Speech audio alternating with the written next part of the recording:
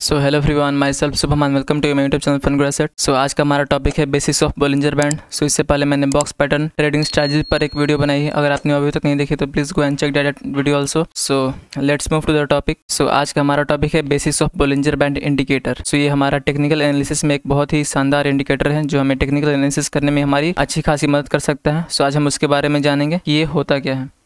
सो आइए हम देख लेते हैं हमें आज कौन कौन से टॉपिक्स कवर करने होंगे। हम इसका आज बेसिक्स कवर करेंगे पूरा बोलिंजर बैंड का। तो इससे हम देखेंगे इसे चार्ट पर प्लॉट कैसे करते हैं और इसके कुछ सेटिंग चेंजेस देखेंगे और इसे हम किस टाइम फ्रेम पर यूज कर सकते हैं वो भी जानेंगे और इसके कुछ ट्रेडिंग टिप्स और इसके कुछ एडवांटेजेस जानेंगे कि हम इसे ट्रेडिंग में यूज क्यों करें, ये हमारे लिए क्यों बेनिफिशियल है, ये हमें किस तरह से बेनिफिट प्रदान कर सकता है। सो पहले हम देख लेते हैं ये दिखता कैसा है चार्ट्स पर। सो ये कुछ इस प्रकार का दिखता है। इसमें 3 लाइन्स होती हैं जिसमें हमारा पहला लाइन है वो हमारा अपर बैंड है और जो हमारा दूसरा लाइन है वो हमारा मिडिल बैंड है और जो हमारा तीसरा लाइन है वो हमारा लोअर बैंड है। जो ये मिडिल बैंड है ये 20 मूविंग एवरेज होता है। सो आपको अगर पता नहीं है 20 मूविंग एवरेज होता क्या है तो ये हमारा पिछले 20 दिन का कैंडल का एवरेज होता है। उसी से ये एक लाइन बनती है जो आपको दिख रहा होगा डेविएट करती हुई। ये बेसिकली ये जो मिडिल बैंड है वो हमारा 20 मूविंग एवरेज है और जो ऊपर जो आपको 2 लाइन दिख रही है ये आपका स्टैंडर्ड डेविएशन 2 है। 2 का स्टैंडर्ड डेविएशन है, यानी जैसे मार्केट मूव करेगी यानी जितनी मार्केट में वोलेटिलिटी रहेगी, जितने नंबर ऑफ बायर्स या शेयर्स रहेंगे ये उसको शो करेगी, जितनी मार्केट में वोलेटिलिटी रहेगी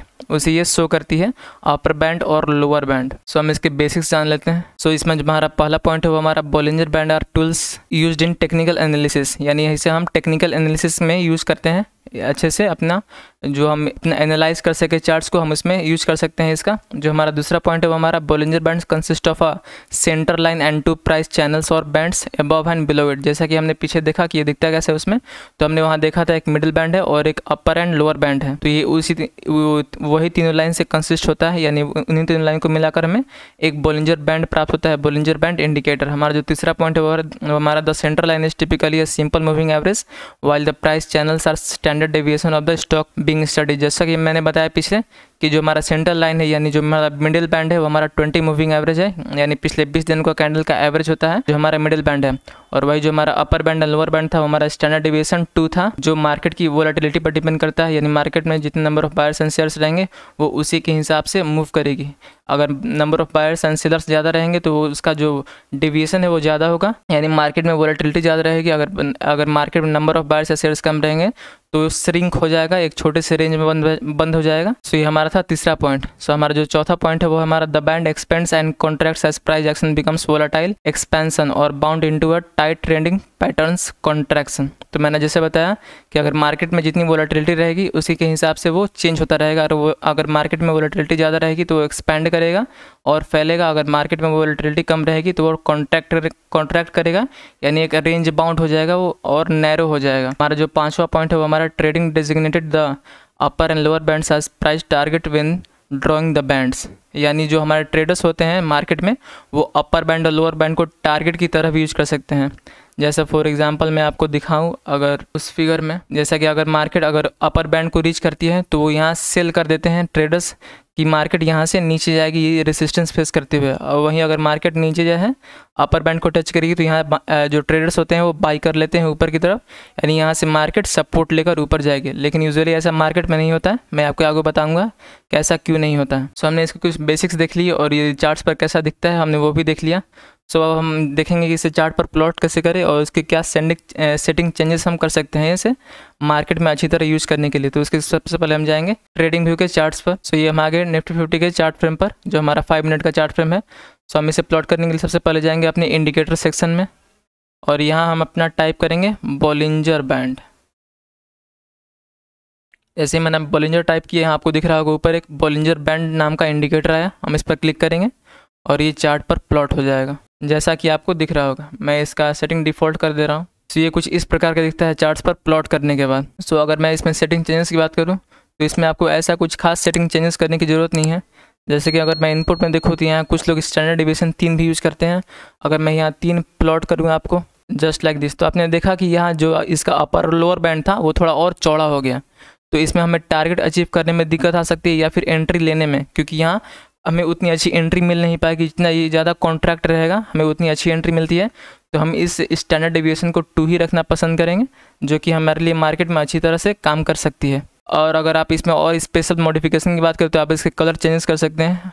आपको अच्छी विजुअलिटी मिलेगी इससे। जो आपका मिडिल बैंड है इसे आप ब्लैक कर सकते हैं, जैसा कि आपको दिख रहा होगा मैंने यहाँ ब्लैक कर दिया।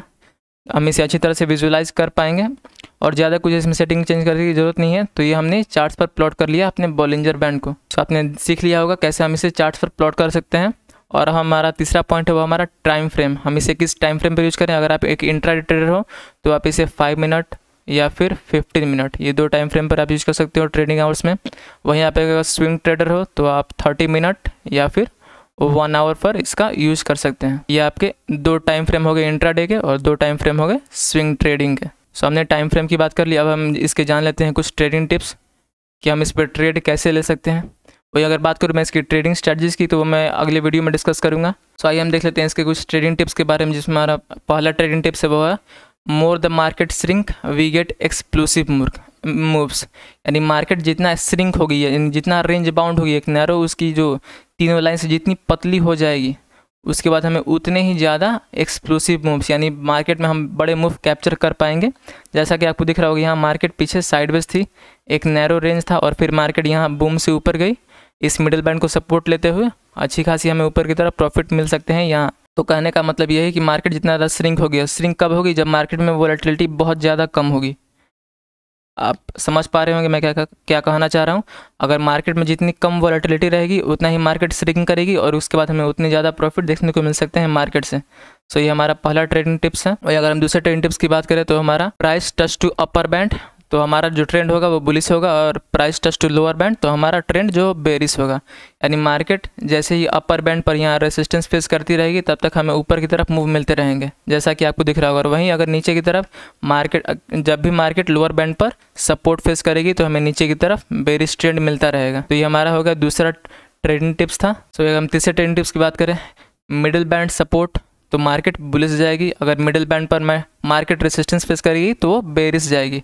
जैसा कि आपको दिख रहा होगा यहाँ पहला सपोर्ट, दूसरा, तीसरा, चौथा, पांचवा, छठा। यानी मार्केट जितनी बार मिडिल बैंड को सपोर्ट करेगी मार्केट ऊपर की तरफ यानी बुलिश जाएगी। और वहीं अगर मार्केट जितना बार रेसिस्टेंस फेस करेगी 1, 2, 3, 4, 5 उतना ही मार्केट बेरिश की तरफ जाएगी। तो ये हमारा होगा तीसरा ट्रेडिंग टिप्स। यानी मार्केट जब भी मिडिल बैंड को सपोर्ट या रेसिस्टेंस फेस करेगी तो हमें बुलिश और बेरिश एक साइमल्टेनियसली हमें देखने को मिल सकते हैं मार्केट से। ये हमारा तीसरा ट्रेडिंग टिप्स था। वही अगर हम चौथे ट्रेडिंग टिप्स की बात करें तो हमारा मिडिल बैंड सपोर्ट ब्रेक्स तो मार्केट बेरिश हो जाएगी, अगर मिडिल बैंड पर मार्केट रेसिस्टेंस को ब्रेक करेगी तो वो बुलिश हो जाएगी। जैसे आपको दिख रहा होगा यहाँ मार्केट मिडिल बैंड पर सपोर्ट फेस करी और जैसे ही इस मार्केट ने मिडिल बैंड के सपोर्ट को ब्रेक किया जैसा कि इस कैंडल ने, और मार्केट नीचे की तरफ अच्छी खासी मूव दी।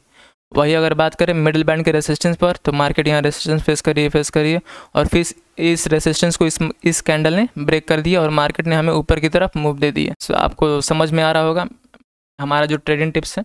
सो ये हमारा था चौथा ट्रेडिंग टिप्स। वही अगर हम पाँचवें ट्रेडिंग टिप्स की बात करें तो वो है हमारा इफ़, जो कि हमारा सबसे इम्पॉर्टेंट है। इस इंडिकेटर का ये मूल सारांश है। So if market cross over upper band, जैसा ही मार्केट यहाँ अपर बैंड को क्रॉस की तो हमें वहाँ सिग्नल मिलता है ओवर बाउट, यानी मार्केट में बहुत ज़्यादा खरीदारी हो चुकी है और वहाँ से मंदी का सिलसिला चालू हो सकता है, मार्केट रिवर्स कर सकता है। वही अगर यहाँ देखें तो if market crosses over lower band तो मार्केट वहाँ ओवर सोल्ड जाती है, यानी मार्केट में बहुत ज़्यादा बिकवाली हो जाती है, फिर वहाँ से मार्केट के ऊपर जाने के चांसेस रहते हैं। तो ये हमारा सबसे इम्पॉर्टेंट जो हमारा ट्रेडिंग टिप्स है कि अगर मार्केट क्रॉस ओवर करेगी, वो भी क्रॉस ओवर कैसा होना चाहिए। अगर मार्केट यहाँ एक कैंडल जैसा कि इस कैंडल ने क्रॉस किया तो हम इसे नहीं कहेंगे कि मार्केट ने अपर बैंड को क्रॉस किया। इसके बाद जो दूसरा हमारा नेक्स्ट कैंडल बनना चाहिए वो उस अपर बैंड को भी क्रॉस करना चाहिए, जैसे कि इस कैंडल ने किया। मैं यहाँ आपको इंडिकेट कर रहा हूँ, इस कैंडल ने पूरी तरह से क्रॉस किया। कम से कम 2 कैंडल क्रॉस करने चाहिए तभी मार्केट ओवर सोल्ड या ओवर बाउट के कंडीशन में जाएगी। कम से कम 2 कैंडल्स, यहाँ 3 कैंडल्स हो गए तो हमें ज़्यादा कंफर्मेशन मिल रहा है। सो ये हमारे 5 ट्रेडिंग टिप्स हो गए। मैं एक फिर से रिकैप कर दे रहा हूँ। मार्केट जितना ज़्यादा श्रिंक होगी उतना हमें बड़े मूव्स देखने को मिल सकते हैं। ये हमारा पहला ट्रेडिंग टिप्स था। दूसरा है हमारा कि मार्केट जब तक अपर बैंड और लोअर बैंड पर सपोर्ट या रेसिस्टेंस फेस करेगी तब तक हमें बुलिश या बेरिश ट्रेंड देखने को मिल सकते हैं। तीसरा था हमारा अगर मार्केट मिडिल बैंड पर सपोर्ट लेगी तो बेरिश जाएगी, अगर मार्केट मिडिल बैंड पर रेसिस्टेंस फेस करेगी तो नीचे की तरफ बेरिश जाएगी। चौथा हमारा था कि अगर मार्केट मिडिल बैंड के सपोर्ट को ब्रेक करेगी तो बेरिश, अगर रेसिस्टेंस को ब्रेक करेगी तो बुलिश जाएगी। और पांचवा था कि हमारा अगर मार्केट अपर बैंड को लगातार 2 कैंडल क्रॉस करे तो ओवरबाउट, और लगातार 2 कैंडल नीचे की तरफ क्रॉस करे तो ओवरसोल्ड। ये हमारे कुछ ट्रेडिंग टिप्स हो गए। और अब देख लेते हैं हम एडवांटेजेस कि हम इसे क्यों यूज़ करें चार्ट्स पर, कि हमारे लिए बेटर वर्क है। तो ये हमारे लिए 4 एडवांटेजेस आपको लिखे हुए हैं। पहला है to catch big moves in market, जो हमने ट्रेडिंग टिप्स में देखा। और दूसरा है हमारा to identify continuation in market. मैंने आपको बताया था कि जब भी मार्केट अपर बैंड पर रेसिस्टेंस फेस करेगी या लोअर बैंड पर सपोर्ट फेस करेगी तो वहाँ से मार्केट कंटिन्यू ही रहेगी बुलिश और बेरिश में। तीसरा है हमारा to identify reversal in market, जैसे कि हमने आपको ट्रेडिंग टिप्स में बताया कि जब भी मार्केट ओवरसोल्ड या ओवरबाउट की कंडीशन में जाएगी तो वहाँ से रिवर्सल आ सकता है। और टू आइडेंटिफाई, चौथा हमारा to identify liquidity in market.